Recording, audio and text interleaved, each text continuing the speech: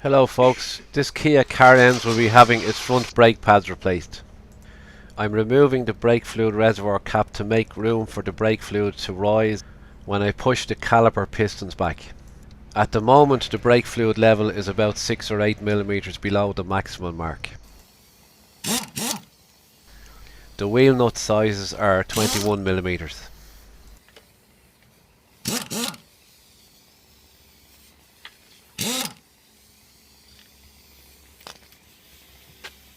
Sometimes alloy wheels get stuck and need a bit of persuasion to come loose.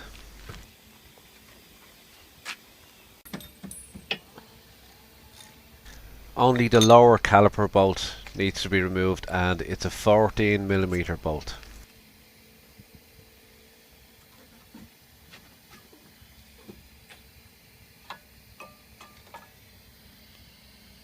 Now these pads still have some life left in them, but they were very noisy and the owner decided to have new pads fitted.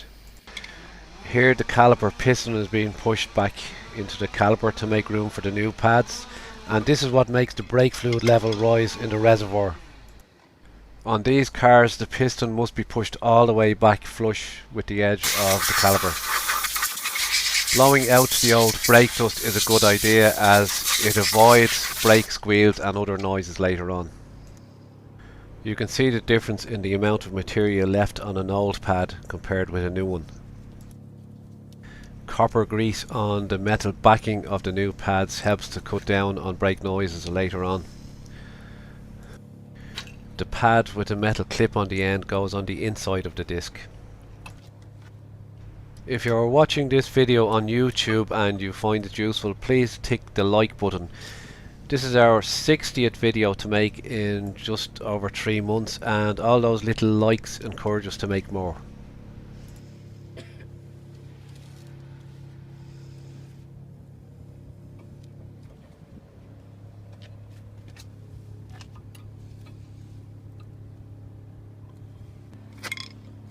If you have any questions about this job or have other car maintenance and repair questions, you can always come over to our forum at DIYcarguide.com and post your questions there.